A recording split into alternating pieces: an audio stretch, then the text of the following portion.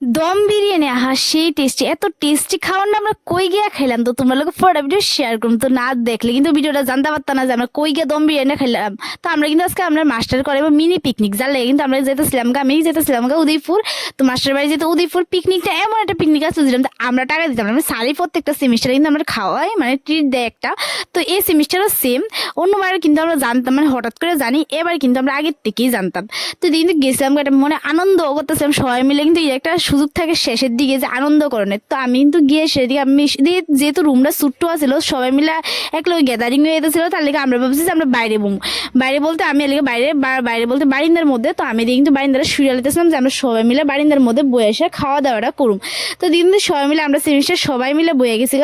তো আমরা দিয়ে খাইতে বসেছি, এদিকে দিয়ে দিচ্ছে দম বিরিয়ানি প্লেট প্রত্যেকের লেগে কিন্তু একটা একটা প্লেট একটা জলের বোতল আসছিল। তো এদিকে কিন্তু আমার দম বিরিয়ানির মধ্যে আসলে আলু ডিম তারপরে লেগ পিস। তো আমি কিন্তু এটা আমি খাইতেছিলাম আর একটা ফিল লইতেছিলাম। আমার থেকে কিন্তু সেই টেস্টি লাগছে। আমি যেহেতু উদয়পুর সব কিছু চিনি না, তার লেগে আমি জানিও না রেস্টুরেন্টের নামটা কিতা আসছিল।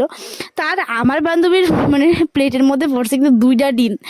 তো আমরা কিন্তু এদিকে সবাই মিলে ফাইজলামি করতেছিলাম, আনন্দ করতেছিলাম, এটা কিন্তু একটা আনন্দের সুযোগ। তো এদিকে কিন্তু খাওয়া দাওয়া শেষ করে লাইছিলাম প্রায়, মানে আমার খাওয়া তো একদম মানে লেজি যার লেগে সবাই খেয়ে উঠে গেছে, কিন্তু আমার খাওয়াটা একদমই শেষ হয়েছে না।